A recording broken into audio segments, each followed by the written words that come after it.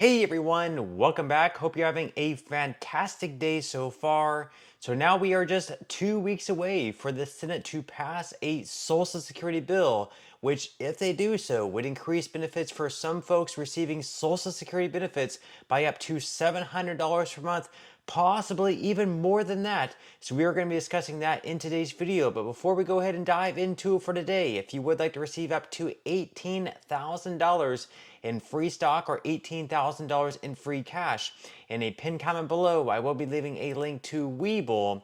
All you have to do is once you click on that link is just sign up for a free account and then simply deposit at least $100. At that point in time, Webull will be sending you up to 6 free stocks worth all the way up to $18,000. Okay, so diving right into it for today, just a couple of weeks ago, the House passed a Social Security bill called the Social Security Fairness Act. Now, in this bill, it would repeal the windfall elimination provision, and it would also repeal the government pension offset. Now, these two measures reduce Social Security benefits for nearly 3 million Social Security beneficiaries by anywhere between, let's say, like $300 to $700 per month on average. This is a great amount of money that people are losing out on because of these two measures. So let's say, for instance, that you're a police officer, or let's just say for a hypothetical example, you're a teacher. But before or after you got into the teaching profession, you worked a private sector job that's, say, for example, for like a company. And in this company, all these years you were taxed, you had to pay money into the Social Security Trust Fund. But then once you got into teaching, instead of paying money into the Social Security Trust Fund, you were actually paying money into the pension. So whenever you went to retire, you would have the pension from your teaching years. And of course, you would also expect to have Social Security benefits as well, because on top of that, you were also working that private sector job where you were also paying money into the Social Security Trust Fund. But simply because you are receiving that pension, because you are receiving the pension, your Social Security benefits are actually going to be reduced for a little bit less than what you should be receiving. So, for example, instead of maybe receiving like $1,200 per month, you might only be receiving $600 per month just because you are receiving that pension. Now, this bill right now is in the Senate.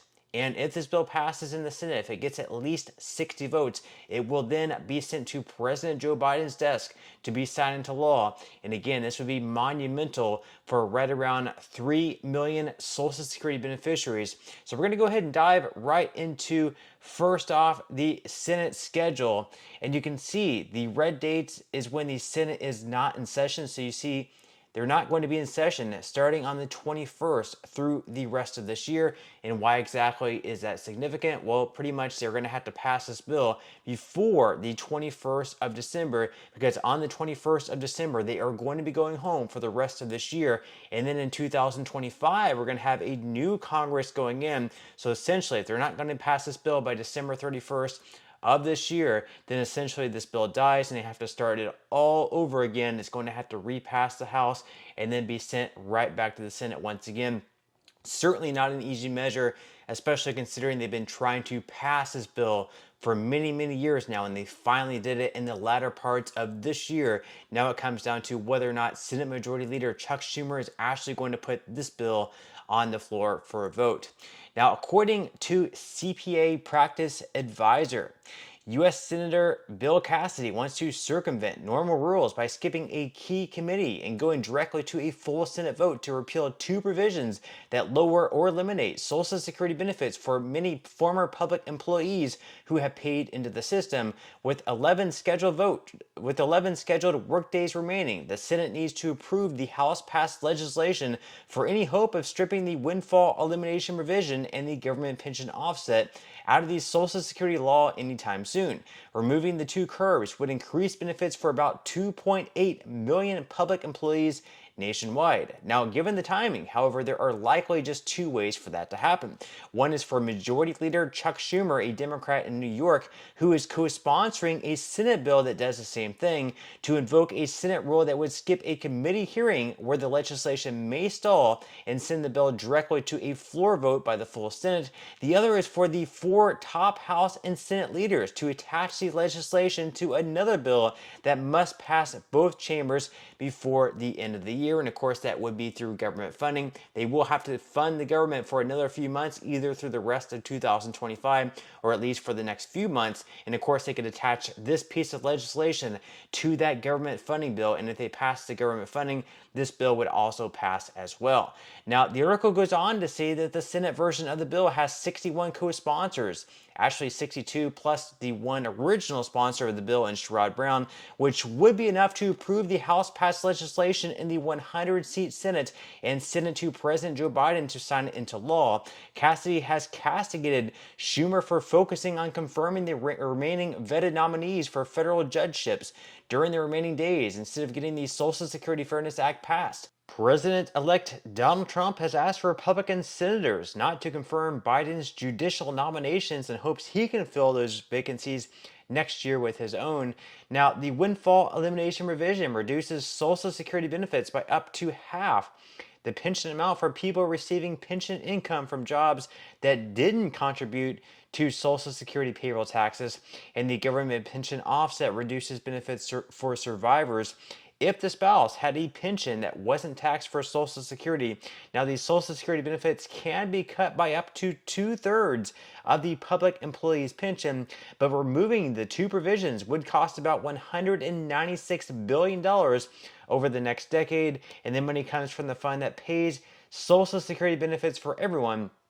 The fund is expected to become insolvent in about 9 years, and the additional payouts would hasten that insolvency by about 6 months. So even though this bill would do a lot of good for people receiving Social Security benefits as well as their spouses later on by receiving larger checks each and every month, there's also that downside where, of course, there would be more money leaving the trust fund because people would be receiving higher benefits. And because of that, the insolvency date would be moved up a little bit sooner by right around 6 months. So right now they're thinking like 2032 or 2033, the trust fund will be going insolvent. And when it does go insolvent, they will have to cut benefits across the board for everyone by anywhere between 19 to 26%. So by doing this, by passing this bill, that would speed up by right around another 6 months. Now, there are a lot of lawmakers in Social Security that think that Social Security, the whole system and the way the trust fund is set up and the way people receive benefits and the way people pay into the system is sort of like a Ponzi scheme. In fact, we actually had a Republican lawmaker in Mike Lee. He is a senator from Utah. He called the whole system a Ponzi scheme. And interestingly enough, Elon Musk, who is going to be a part of the new administration with Donald Trump, he's going to be part of Doge alongside Vivek Ramaswamy. He actually thought the comments were interesting. So it's going to be interesting to see over the next 4 years how they can possibly make changes